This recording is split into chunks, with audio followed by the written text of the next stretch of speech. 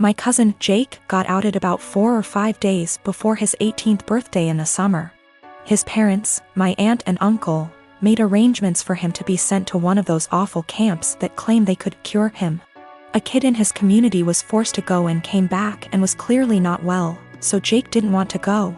Jake ran away from home and jumped from one family house to another. His folks didn't file a missing person report because they didn't want to look bad to their neighbors. They just told them that he went to that camp willingly. He disappeared in the middle of October and turned up in my city a week later. After making sure he was safe to bring home, my wife and I allowed him to stay. He didn't want me to tell the rest of the family for a while, because those people at the camp keep showing up to take him. I made sure to talk to a lawyer, who assured Jake that they cannot take him. 3 days ago, he told his parents he was here. A few hours later, those damn camp people showed up, but they were unable to take him. My family has been blowing up my phone for the last 2 days, angry that I didn't tell someone sooner. Well, Jake didn't feel safe yet, and still doesn't. I wanted to make sure he was ready. Still, even those that want to protect Jake is upset with me for hiding him. I figured I wasn't the for hiding him from my more narrow-minded family. It was those that really wanted to help Jake that made me feel guilty. They were all scared out of their minds and wanted the peace to know he was okay. I felt bad for not telling them. Though I am sure they wouldn't had turned him in, I felt bad because we were working on keeping him safe. Also, we got a lawyer who got the police on the lookout for those camp people in case they try anything. Jake is not going out alone until we are sure he is safe. We are looking on how to get his paperwork, like his birth certificate, here because no way he trusts his parents to just hand them over. My granny-in-law is talking to some people that could help.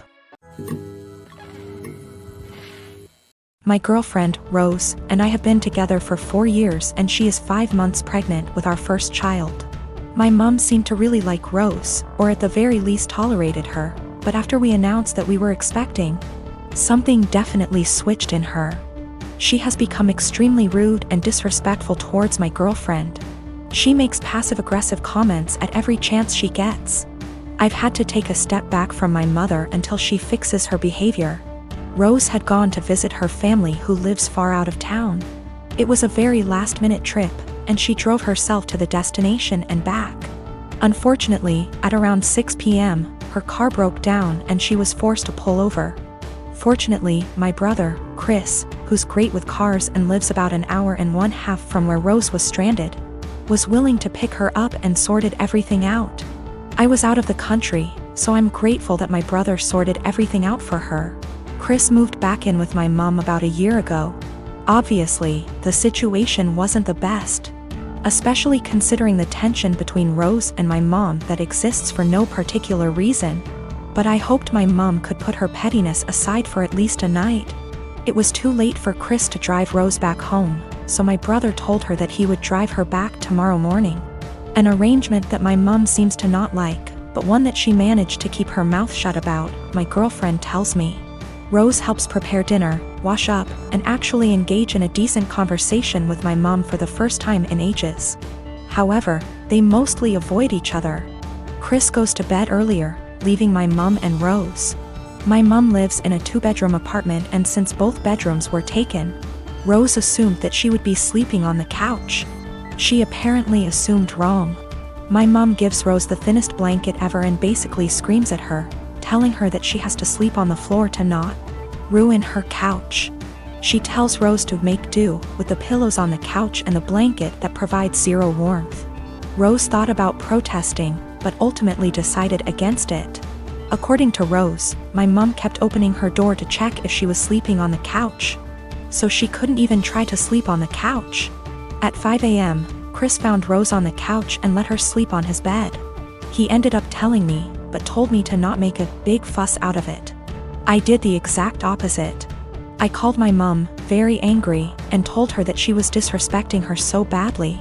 She tried to defend herself by saying that she didn't harm the baby, and it's okay for pregnant women to sleep on the floor. But I refused to hear any of it. Chris agrees with me, but told me that I shouldn't make it a fight. I feel like I'm losing my mind. I am a 33 years old female, and I have had fertility issues for the past couple of years with my husband, he's 35. We went through with consultations, and while we had very promising results for treatment, the cost did give us pause.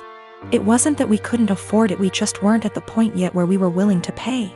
I discussed it with my husband and we were both fine with the idea of adopting. My cousin Tiffany, woman 25 years old, is adopted and she supported our choice in looking into it. However, this was a couple of years back, and during that time Tiffany was reunited with her birth parents, and she's been acting pretty hurtful to my aunt and uncle since then. She keeps making posts about how happy she is to know where she comes from and is happy about being reunited with her real family. She even talked about having her birth father walk her down the aisle as a chance to make up for lost time. Obviously, my uncle was very hurt about this, but when he voiced it, Tiffany got defensive. She called my uncle selfish, how this was about her, and that he knew what he signed up for when raising someone else's kid. Before the pandemic, Tiffany moved closer to where her bio mother lived so they could make up for lost time. And Tiffany kept making post after post about all the fun she was having meeting relatives, and how she called / video chatted with each of her bio parents multiple times a week. Meanwhile, she barely texted back my uncle and aunt once a month.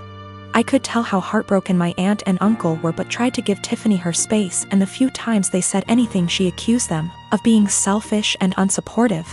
I think the biggest thing that broke them was when Tiffany promised to come by for my aunt's birthday and was even given the money to travel to them, but then never showed up. She called literally the day before to say that her bio mom had an emergency so she wasn't going to make it, but didn't give back the money. I am completely disgusted by Tiffany's behavior, and while I haven't completely ruled out adoption entirely, I did want to give medical-assisted conception a try. My husband supported this, and we are now currently expecting. After we made our announcement, Tiffany messaged me asking why I would spend thousands on creating a child when I could help one who already existed. I tried to play it off, but Tiffany kept pressing and calling me a bad person when there are so many children who desperately need a home, and overpopulation. It got to the point where she was pissing me off, and I just came clean and said that her behavior towards the people who loved and raised her was the reason. Tiffany got really upset, but I didn't care. However, her parents are now starting to say that I was wrong. I am a 36-year-old male. My wife passed away 2 years ago. I have an 11-year-old son named Sean. I'm doing okay with money. I have a stable income and support system. I have a friend named Kate. We've been together since we were kids. She's like a sister to me, although she tends to boss me around.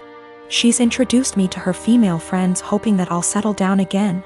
I told her I have other priorities and I'm required to focus on Sean and his health. He's diabetes.